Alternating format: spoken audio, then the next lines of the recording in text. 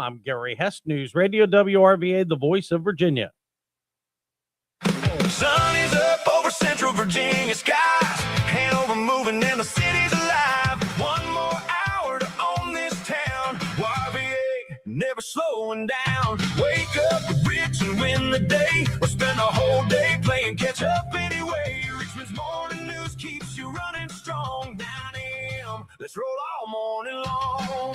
Hey, good morning, everybody. It's 9:04 here on Richmond's Morning News. This is News Radio WRVA. Thank you so much for joining us this morning. So, I've talked so much about the semi-quincentennial for so long. I can't believe it's here.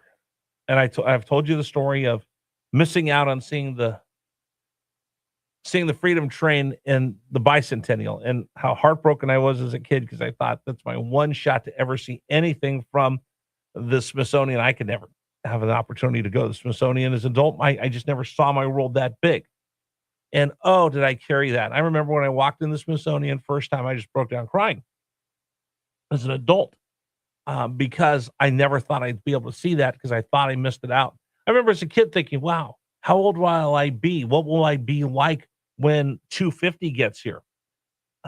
Where will I live? I never would have imagined I'd live in Richmond, Virginia when our country turns 250. I didn't know 250 seemed like such a long time ago for such a little kid. I couldn't fathom the world that big. So that's why it's been fun taking this journey with Dr. Murray Sabrin. He's joined us every Wednesday for the last, I don't know how many months or weeks. We've counted down to USA 250, and he's given us historical perspective of what the Founding Fathers wanted to achieve, what they wanted to do, what they were looking at, and what they faced. And I picked this up from Jonathan Turley, who you'll see on Fox News all the time, and he wrote a book, and he said, listen, in times of trouble, lean into the founding documents, lean into the wisdom of the Founding Fathers, and we'll be okay. And that's what we've done in this journey with Dr. Murray Sabrin, who's joining us right now on News Radio WRVA, and now we've come to that point that it's July 1st. It's July 1st, sir, and the semi-quincentennial is this weekend.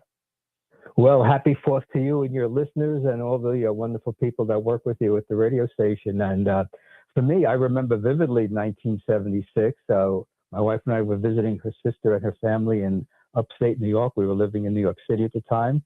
And I remember watching the ships sail up the Hudson River for the great event that they had in New York City. And it was just a wonderful time to reflect.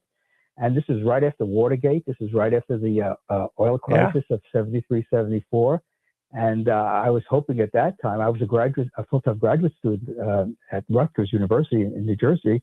And I said, hopefully we got the bad politics out of our system with Watergate and all the scandals associated with that.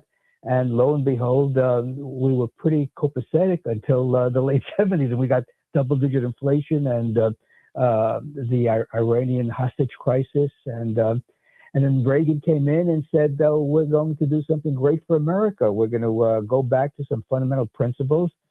And unfortunately, spending kept on going up. There were tax cuts, but there were also tax increases during the 80s. And so I looked at this from a long-term perspective, and I just posted on Substack, Rich. Well, I want to get to that. I want to get to that. Just a second. I want to set that up for you, if you don't mind, for just a second. But Sure. but we look back at what this country's been, where it's going, where we've been. I just want to reflect back for just a moment on some of the lessons that we learned over the last, I don't know how many Wednesdays on this journey, that this is a remarkable country, but this was a country that was founded by men, for men, and women is included. I'm saying that in a pejorative, or not a pejorative term, but for people. And we, the people, have been so important to stand up at the right time. There's moments of time where people look, all right, who's going to stand up and be counted? And that's really kind of how America got to be this great experiment. Oh, there's no question about it. I mean, one of the great things about this country, and I have a book that I was given as a gift when I was teaching, it's entitled They Made America. Excuse me.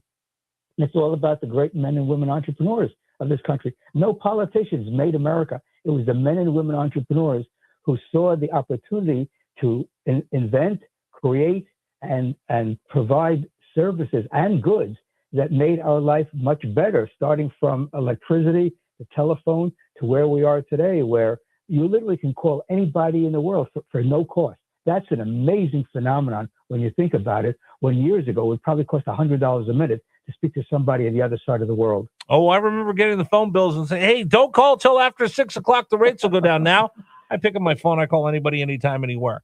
This is a remarkable country as we get ready to celebrate our semi-quincentennial. So right now, there's probably a 10-year-old riding in the car, just the same way I was 10 years old for the bicentennial. And now there's a 10-year-old, and he's wondering, wow, the semi-quincentennial, I wonder what the tricentennial is going to look like, because unfortunately, you and I aren't going to be here. I don't know, maybe medical technology, you and I will live to see USA 300.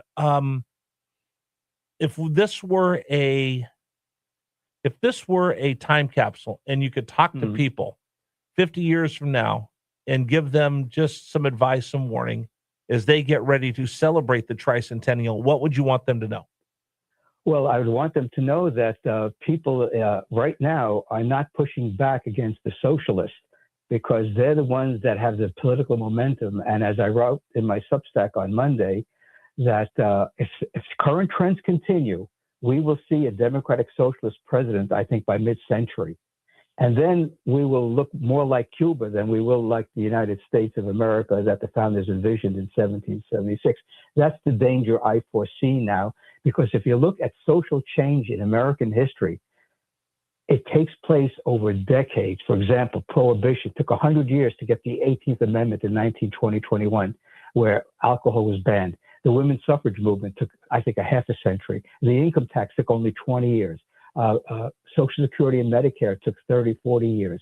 So all these ideas that expand the power and scope of government take place when someone says, hey, we should have this in America. It gets shot down, it gets put aside, then it's resurrected a few years later, it gets debated, and then it gets enacted.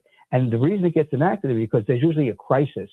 As the wonderful book by Robert Hicks points out, Crisis in Leviathan. Every time there's a crisis in American history, government always expands but never recedes after the crisis ends. And so here we are today, Rich, in 2026, where government is in every aspect of our lives, from housing to medical care to education to transportation. This is not what the founders envisioned. They did not see an America where the government would dictate so many rules and regulations and give us a tax code that is so complex, 70,000 pages for a tax code.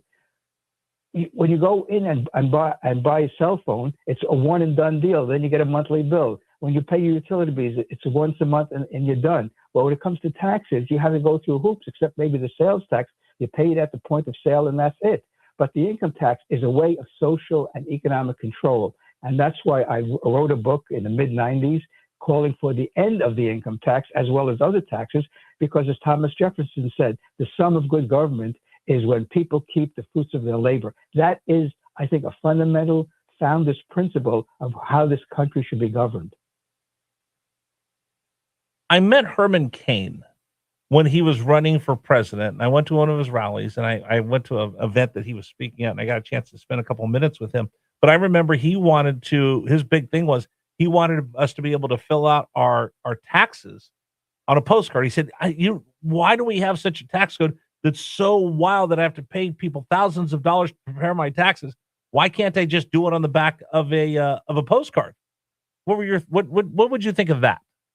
Well, here's the interesting factoid that nobody really talks about. I think I read recently that the Tax Foundation, which has been around for years, publishes data on the income tax. And I think 30 to 40%, or maybe more, of Americans do not pay an income tax. So if we live in a world of equality, that we're supposed to be all equal, that if it's no income tax is good for 30, 40% of the American people, why not 100% of the American people? Then we have to pay for what we want to consume. And this way, corporations will have to pay for all the infrastructure that they need to build a plant or a factory or whatever the case may be, or an office building.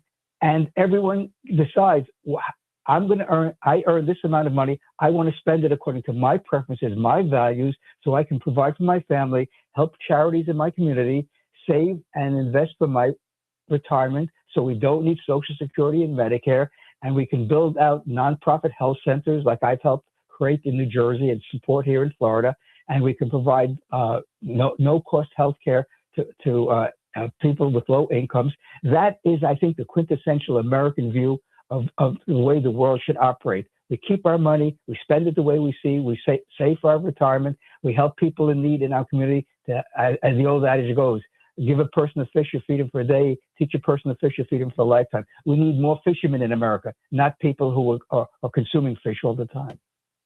Wow, it's a lot to think about. And now I'm starting to think about with semi-quincentennial getting here. Now I'm starting to think about the tricentennial and how we get there as well. And you've opened up a lot of eyes, Dr. Murray. I'll tell you that right now. I just want to say thank you on behalf of all of us here at WRVA. Now, we're not going away. We'll still have you on the program as well. But this journey that you and I took together, talking about the founding documents, founding fathers, you gave me so much to look into, to research things I didn't know. I just want to say on behalf of all of us here and our audience, thank you so much. You're so kind with your time as we count down to our semi-quincentennial coming up this Saturday. Well, thank you, Rich. This has been a passion of mine, I guess, since the 1970s. Actually, since 1959, when I raised my right hand in Lower Manhattan at the federal courthouse, and I became a U.S. citizen, and I read the Constitution, the Declaration, and I said, well, if we're going to have self-government, why is the government governing us so much? We need to govern ourselves and our local communities so we can provide for our families and help people in our community through Habitat for Humanity, food banks, and other institutions that help people in need, and then get them back on their feet so they can have a fruitful life and a productive life and pursue their happiness. Life, liberty, and the pursuit of happiness. That should be our rallying cry for the next 50 years. Well, I'm going to steal a line from Sean Hannity. I've never told anybody this before, but I'll steal this line from Sean. You're a great American. Thank you. Thank you so much, Rich. Have a great 4th of July, and hopefully we can continue this. Happy Independence Day, sir. Dr. Murray Sabrin has been our guest. And again, we've taken this journey with him every Wednesday, leaning into our founding documents. An amazing, amazing educator. And I'm just humbled that he took time to join us every week here on WRVA. All right. Today's program brought to you in part by Michael Greer. You know, we're talking about the finances. How much money's going here? How much money's going there? You have your personal finances that you have to worry about on a daily basis. Now, what about your retirement finances? Listen, that's a really, really big thing to try to tackle by yourself. So that's where Michael Greer comes in. So let's say